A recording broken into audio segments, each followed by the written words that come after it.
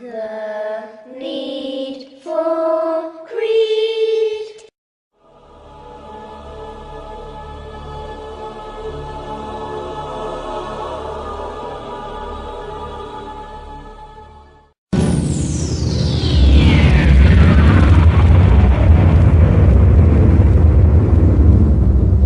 We shall show them our signs on the furthest horizons and within themselves until it becomes clear to them that it is the truth. Then God turned to the heaven when it was smoke.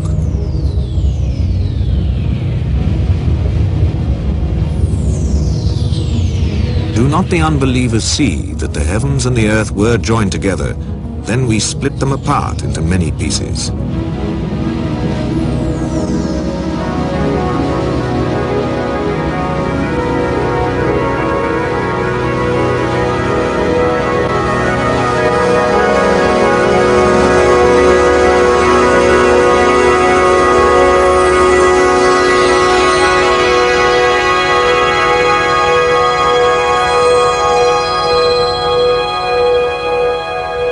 Praise be to God, Lord of the worlds. You've just seen a visual interpretation of the Big Bang, a theory of the creation of the universe widely accepted by scientists today. The words you heard were from the Quran, the holy book of Islam, recorded over 1,400 years ago.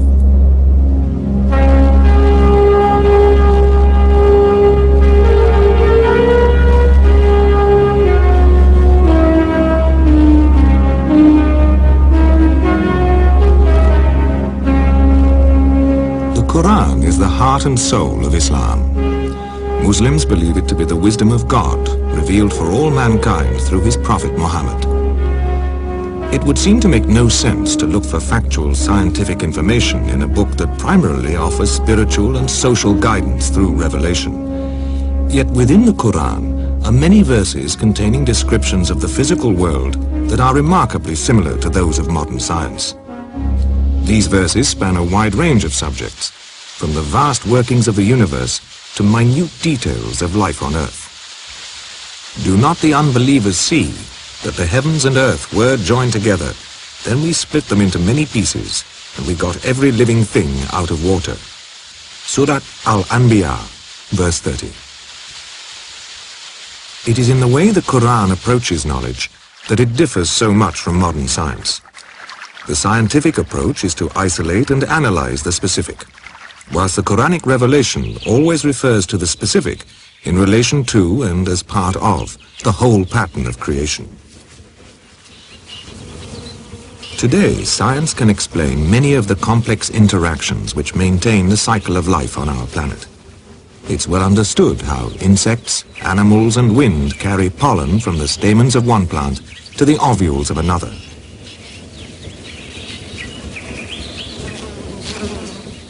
This process of fertilization in plants nearly always depends on the existence of definite sexual characteristics, the male stamens and the female ovules.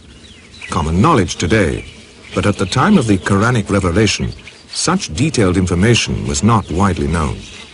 Nevertheless, in the Quran we read, "Of all fruits God placed on the earth, two of a pair." Surah Arad, verse 3. God is the one who sent water down from the sky, and thereby we brought forth pairs of plants, each separate from the other. Surah Taha, verse 53. The Quran describes the particular in order to further man's understanding of the unity of all things and his place within creation.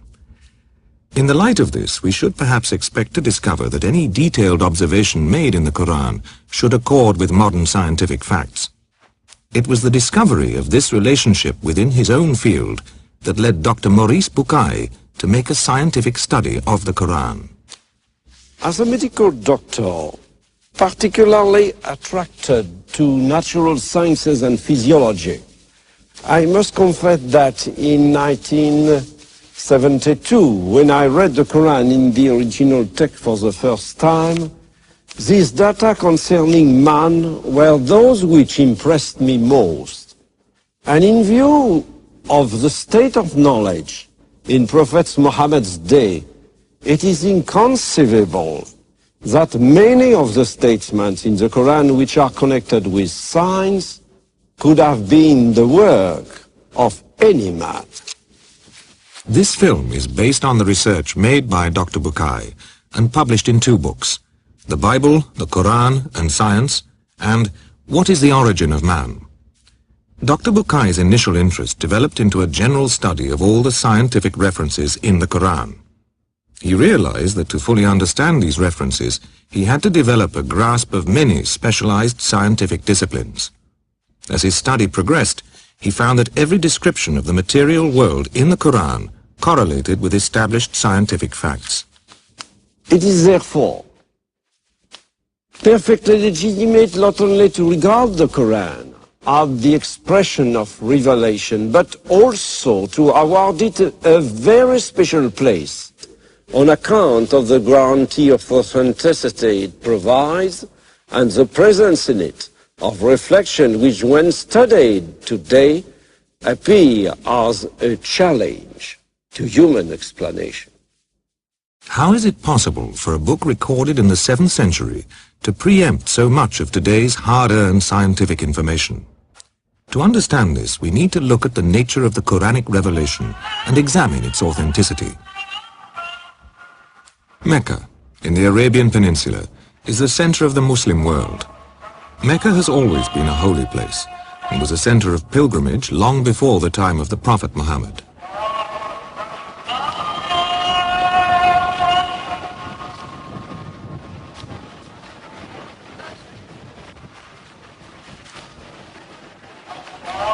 It was here that Muhammad was born and grew up to become a highly respected member of the community and successful merchant trader. It was his habit to retreat to the nearby Mountain of Light for periods of meditation and contemplation.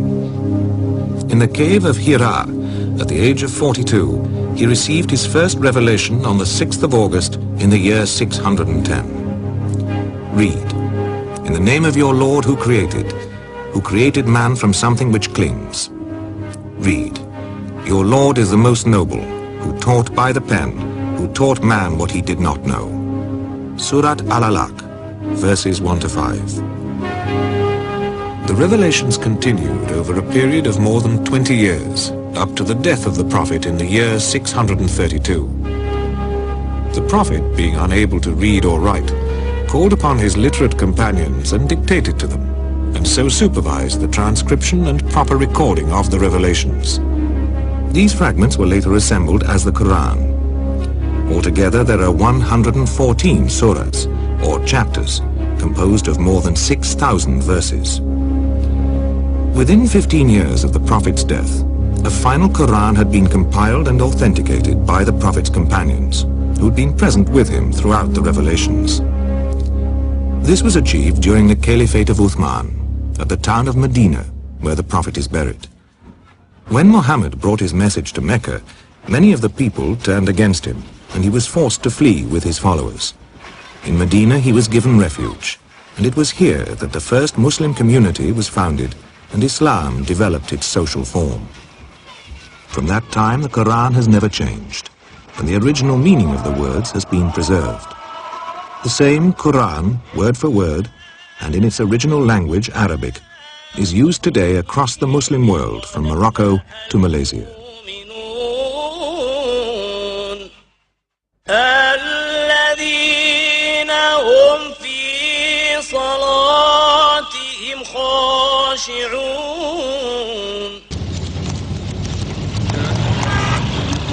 For the Muslim, the Quran is the book of wisdom, which guides every aspect of man's existence.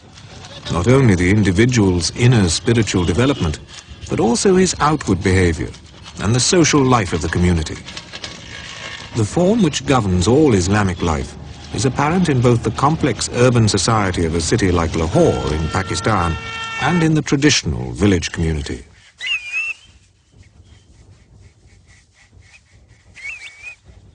The foundation stone of any community, no matter how large or small, is the individual. It is the behavior of the individual which determines the social pattern, its strength or its weakness. There are many verses in the Quran which guide the individual's behavior and which deal with his responsibility towards others. In any Muslim community, whether urban or rural, this is learnt and understood from a very early age. The Quran describes this individual responsibility as a trust that God has given to man. Implicit in this trust is a threefold responsibility: to oneself, to others, and to the natural world. In this way, the individual sees himself as belonging, as a part of the whole, rather than separate.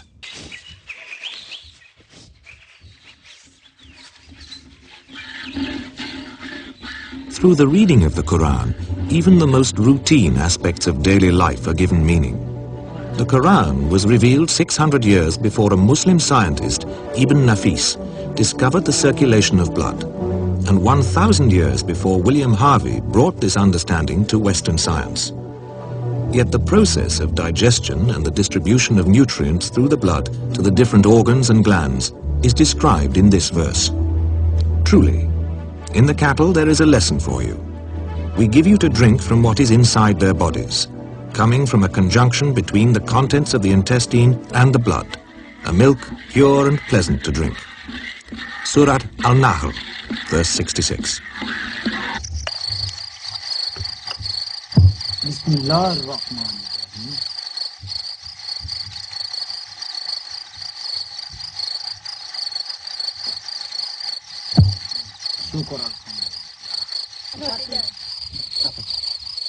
By accepting responsibility for his life, the individual becomes strong. From his sense of identity and belonging grows the strength of the village community, and from this, the strength of the larger community of the world.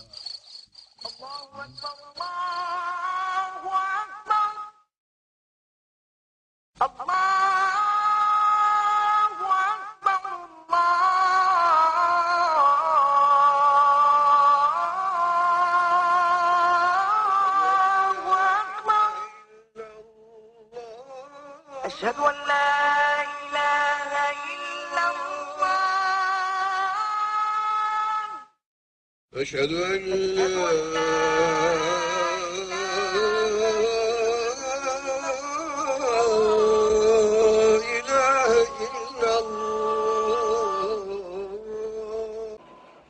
The Quran is, of course, far more than a guide to social and moral behavior. The acceptance of revelation essentially means believing in God the Creator. It also means believing in His prophets.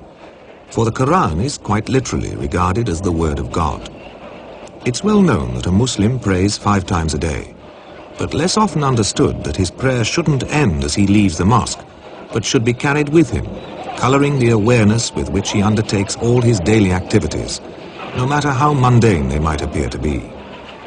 In this way, he attempts to maintain a perspective on his mortality and to live in the world, but not be of it. Today, there are more than 1 billion Muslims in the world, living in many different countries, divided by language, culture and politics, but joined together through their common belief in God and the teachings of the Quran.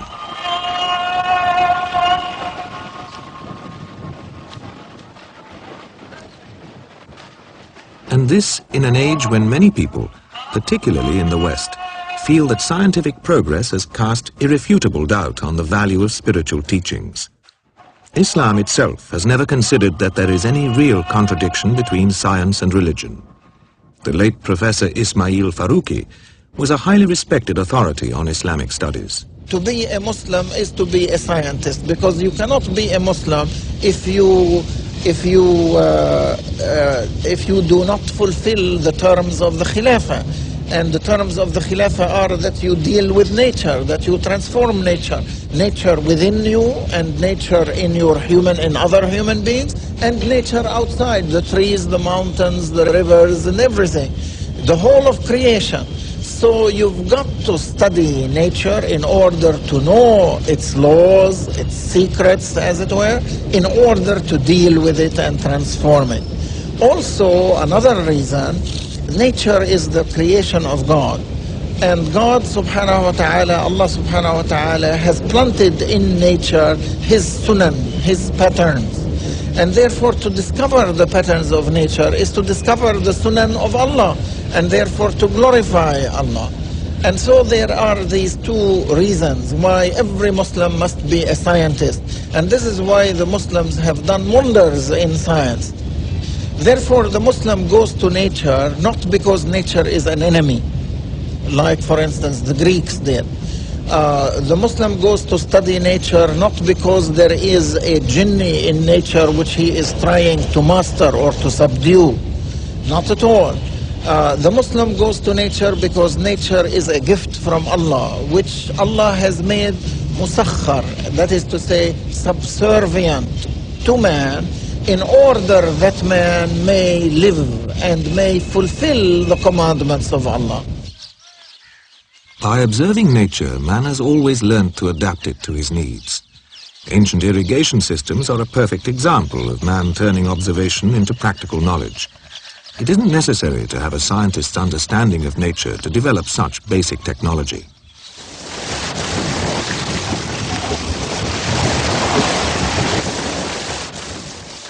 In Europe, it was not until the 16th century that Bernard Palissy presented the first coherent description of the water cycle.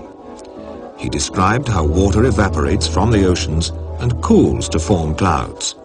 The clouds move inland, where they rise, condense, and fall as rain. The rain gathers in lakes and streams and flows back to the oceans in a continuous cycle. This picture is familiar to us today, but at the time of the Prophet, the prevalent ideas owed more to myth and speculation than to observed fact. In the 7th century BC, Thales of Miletus believed that surface spray from the oceans was picked up by the winds and carried inland to fall as rain. It was thought that the water returned to the ocean through a great abyss, which Plato called the Tartarus. Whereas Aristotle imagined that water vapor from the soil condensed in cool mountain caverns and formed underground lakes that fed springs. The Quran, far from reflecting the common misconceptions of the time, is in close agreement with the facts of modern hydrology. Have you not seen that God makes the clouds move gently, then joins them together, then makes them a heap? You see raindrops issuing from within them. Surat An-Nur, verse 43. It is God who sends the winds, and they raise the clouds. Then he spreads them in the sky as he wills, breaking them into fragments until you see raindrops falling from within them. Then when he has made them reach those of his servants he wills, see how they rejoice. Even though before they received the rain, they were dumb with despair. Surat Ar-Rum, verse 48. Science is the study of the material world and of the way in which the processes of nature work.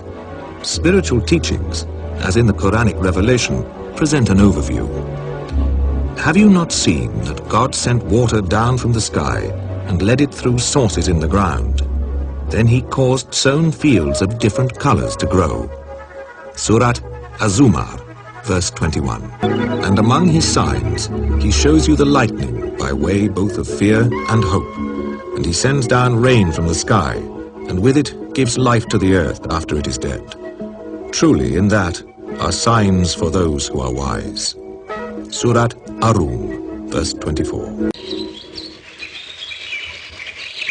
The Quran asks man to look for signs within himself and on the horizons. To attain understanding, a man must use his eyes, his mind, and his heart.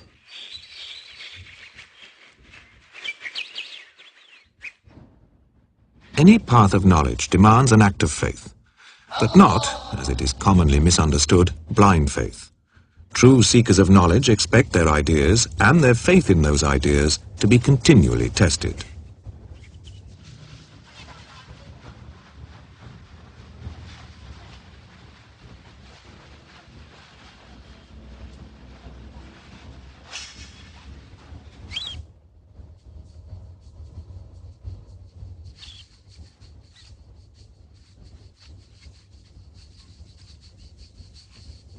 In the short history of modern science, many ideas and concepts have been presented only to be discarded as new evidence points to a different truth.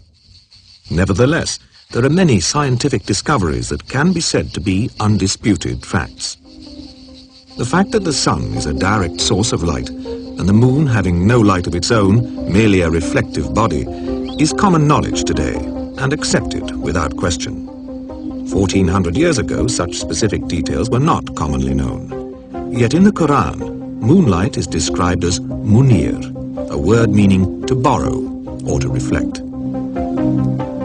The sun is compared to a blazing lamp, wahaj, or a torch, siraj, a precise and accurate description of the difference between sunlight and moonlight. Blessed is the one who placed the constellation in heaven and placed therein a lamp and a moon giving light. Surat Al-Furqan, verse 61.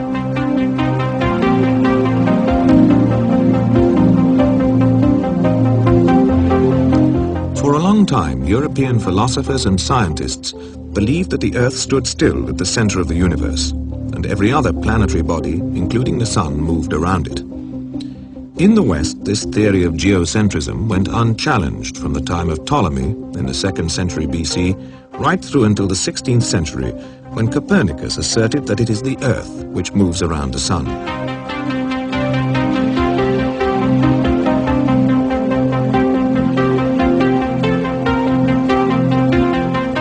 In 1609, the German astronomer Johannes Kepler published the Astronomia Nova, in which he concluded that not only do the planets move in elliptical orbits around the sun, but they also rotate upon their axes at irregular speeds. With this knowledge, it became possible for European scientists to explain correctly many of the mechanisms of our solar system, including the process of night and day. In describing the sequence of night and day, the Quran uses the Arabic verb kawara, which tells how the night winds or coils itself about the day and the day about the night, an image which fits perfectly with a cycle of night and day produced by the turning of the earth upon its axis. He makes the night enfold the day and the day enfold the night. Surat Az-Zumar, verse 5.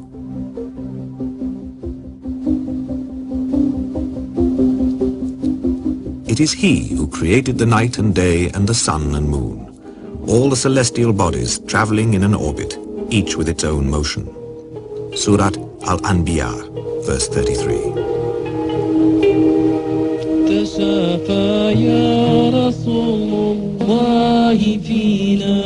Revelation goes much further than science in its unified vision of creation.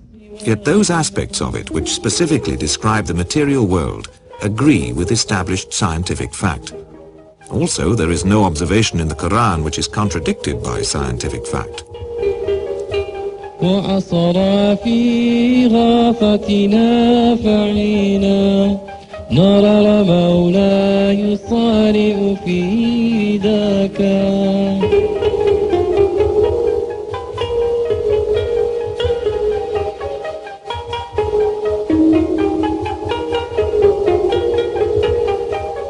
عليك صلاتها بين كلهن وعالك كلهم وما أنا ولا كان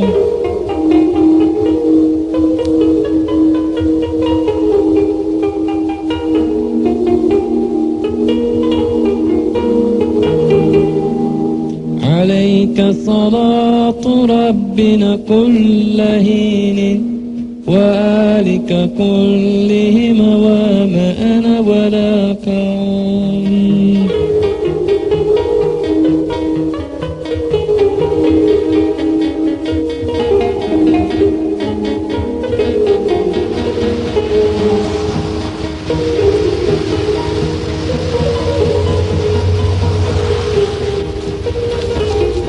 There is no genuine quarrel between the religious search for wisdom and the scientific search for truth. It is dogmatism that creates this illusory schism. Religious dogmatism leads to the denial of much genuine scientific discovery. Scientific dogmatism often arises through an inability to distinguish between fact and theory. Nowhere does this become more apparent than in the controversy surrounding the theory of evolution. For most of us, the concept of evolution conjures up the name Charles Darwin. Now, here's Charles Darwin, and we want to remember him because he's the first person to think of a convincing mechanism to explain how evolution might have occurred.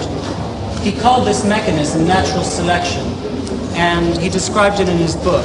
Who remembers the name of his book? He wrote a book called The Origin of Species. Right. He sailed in the Pacific to a group of islands called the Galapagos on his ship. Does anyone remember? Yes? HMS Beagle, right. On the Galapagos Islands, Darwin found living proof of an evolutionary process at work. He found, for instance, that there were considerable variations in the beaks of finches, each having evolved to exploit a different ecological niche.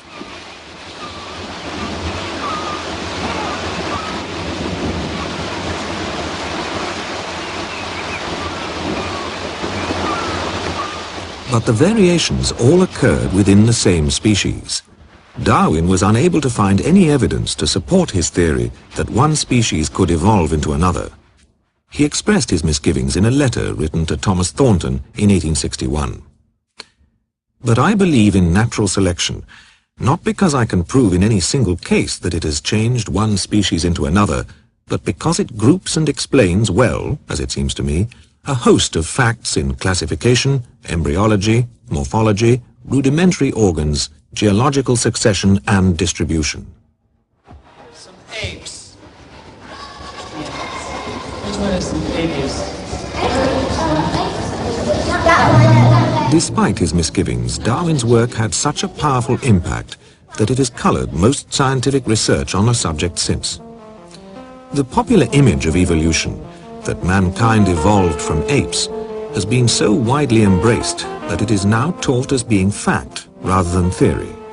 More than a century of scientific research has failed to prove this theory. For a long time, the major line of research was paleontology, the study of fossils. Here, very limited and random evidence has fed an almost unlimited amount of speculation. In 1971, Professor Grasset, who held the chair of evolutionary studies at the Sorbonne University in Paris for 30 years, wrote, "In the history of the primates, we must be careful not to take at face value the reconstructions of our ancestors based on a few scanty vestiges that were put forward in all seriousness by highly imaginative paleontologists. This explains why genealogical trees of man are quickly devised and just as quickly discarded. The most recent works on the subject appear to be fairly mediocre, even though they concern new and interesting discoveries. The researchers engaged in these studies have neither the knowledge or the good sense to interpret the discoveries correctly. The famous Piltdown man hoax demonstrates the single-minded approach of paleontologists in seeking this speculative missing link. We created man according to the best organizational plan. Surat Atin, verse 4. In truth, we created them and strengthened all of them, and when we willed, we replaced them completely by people who were of the same kind. Surat Al-Insan, verse 28. Once again, the overview of the Quran and the facts discovered by research seem to match. But here the similarity stops. The Quran does not agree with the theories and speculations of the paleontologists. The latest support for the theory of evolution of species comes through molecular biology, in particular from the study of chromosomes and the genetic code.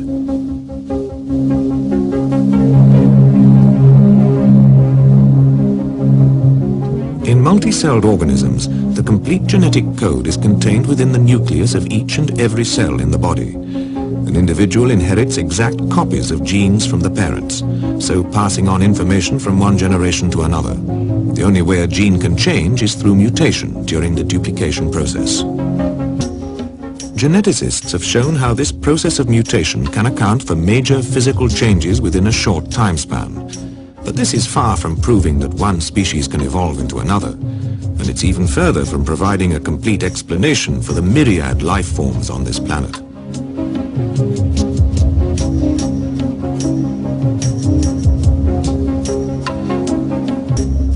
For multicelled organisms to change their nature and function, many different features have to evolve together.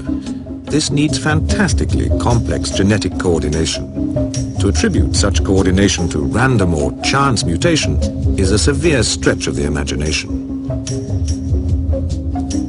Francis Crick, who's dominated the field of genetic research from the very beginning, acknowledges the severe limitations of the molecular approach.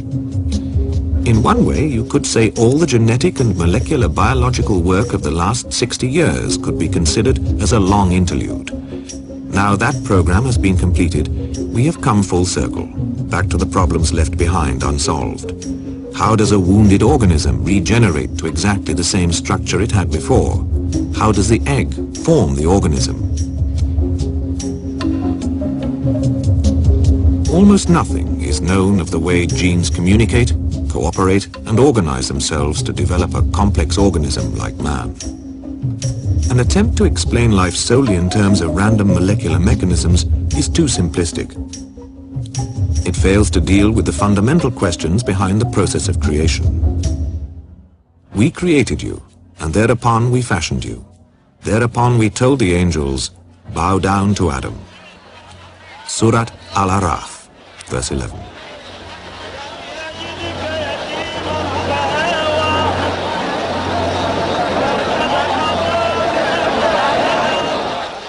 The spiritual concept behind the creation of man from clay or earth is well known.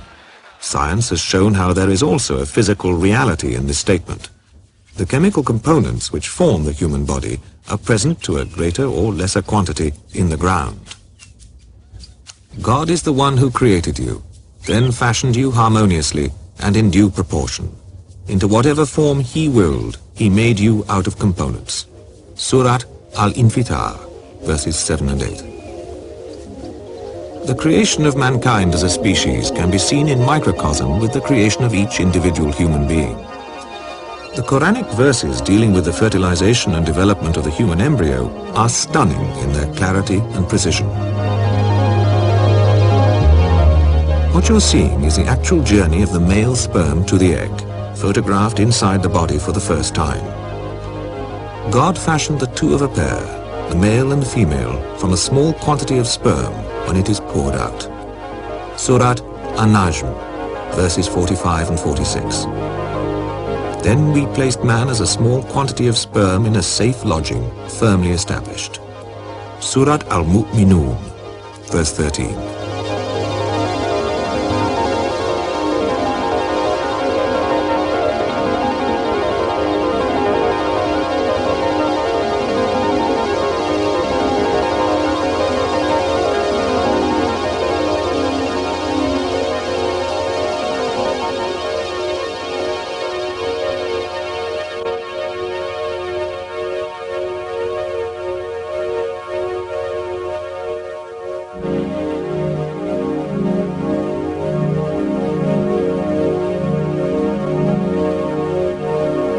Once fertilized, the egg moves to the womb, where it throws out villocytes, using them to cling to the wall of the uterus and to draw nourishment.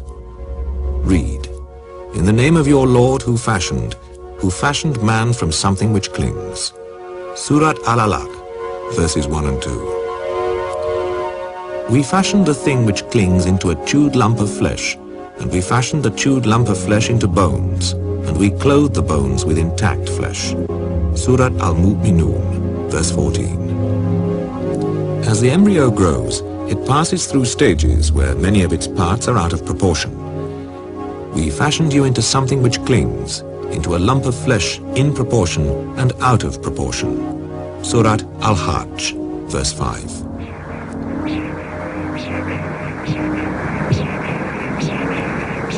God appointed for you the sense of hearing, sight, and all the internal organs. Surat Al-Sajda, verse 9.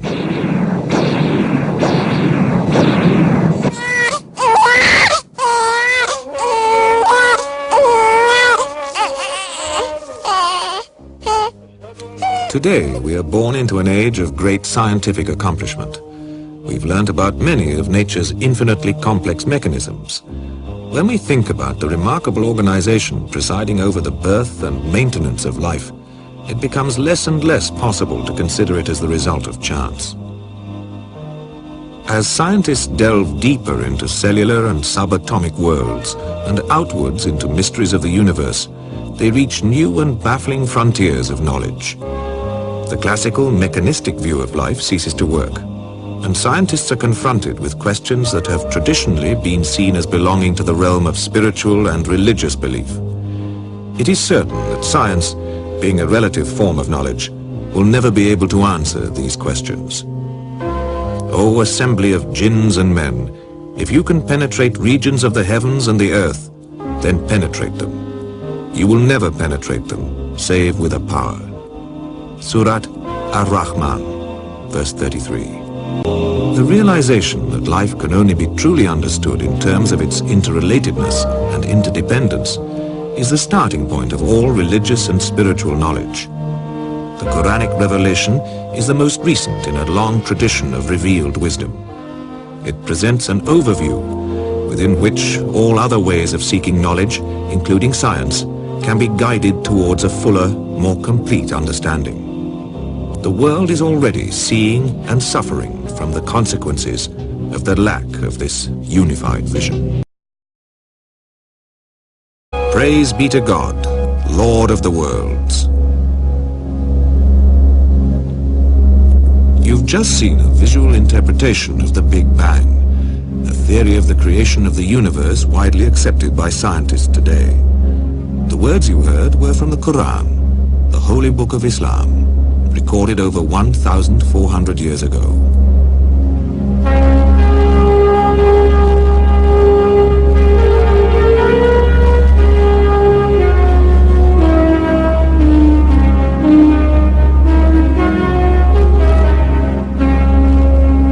The Quran is the heart and soul of Islam. Muslims believe it to be the wisdom of God, revealed for all mankind through his prophet Muhammad. It would seem to make no sense to look for factual scientific information in a book that primarily offers spiritual and social guidance through revelation. Yet within the Quran are many verses containing descriptions of the physical world that are remarkably similar to those of modern science. These verses span a wide range of subjects, from the vast workings of the universe to minute details of life on earth. Do not the unbelievers see that the heavens and earth... God is the one who sent water down from the sky, and thereby we brought forth pairs of plants, each separate from the other. Surat Taha, verse 53. The Quran describes the particular in order to further man's understanding of the unity of all things and his place within creation. In the light of this, we should perhaps expect to discover that any detailed observation made in the Quran should accord with modern scientific facts. It was the discovery of this relationship within his own field that led Dr. Maurice Bucaille to make a scientific study of the Quran.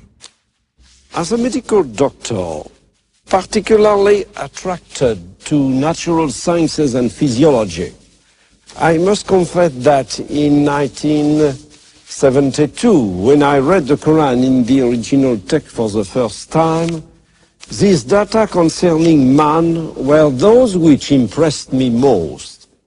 And in view of the state of knowledge in Prophet Muhammad's day, it is inconceivable that many of the statements in the Quran which are connected with science could have been the work of any man. This film is based on the research made by Dr. Bucaille and published in 2 books, The Bible, the Quran and Science, and What is the Origin of Man? Dr. Bucaille's initial interest developed into a general study of all the scientific references in the Quran. He realized that to fully understand these references, he had to develop a grasp of many specialized scientific disciplines. As his study progressed, he found that every description of the material world in the Quran correlated with established scientific facts. It is therefore perfectly legitimate not only to regard the Quran as the expression of revelation, but also to award it a very special place on account of the guarantee of authenticity it provides and the presence in it of reflection which, when studied today, appear as a challenge to human explanation. How is it possible for a book recorded in the 7th century to preempt so much of today's hard-earned scientific information? To understand this, we need to look at the nature of the Quranic revelation. The need for creed.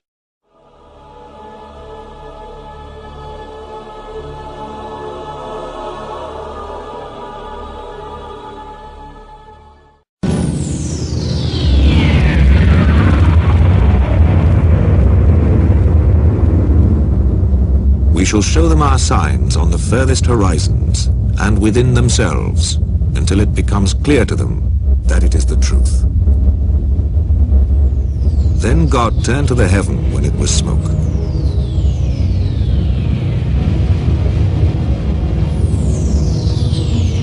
Do not the unbelievers see that the heavens and the earth were joined together? Then we split them apart into many pieces.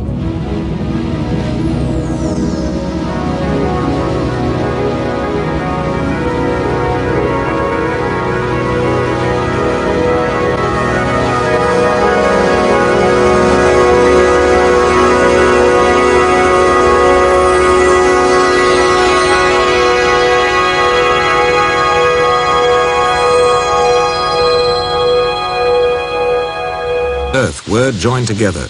Then we split them into many pieces, and we got every living thing out of water. Surah Al-Anbiya, verse 30. It is in the way the Quran approaches knowledge that it differs so much from modern science. The scientific approach is to isolate and analyze the specific, whilst the Quranic revelation always refers to the specific in relation to and as part of the whole pattern of creation. Today, science can explain many of the complex interactions which maintain the cycle of life on our planet. It's well understood how insects, animals and wind carry pollen from the stamens of one plant to the ovules of another.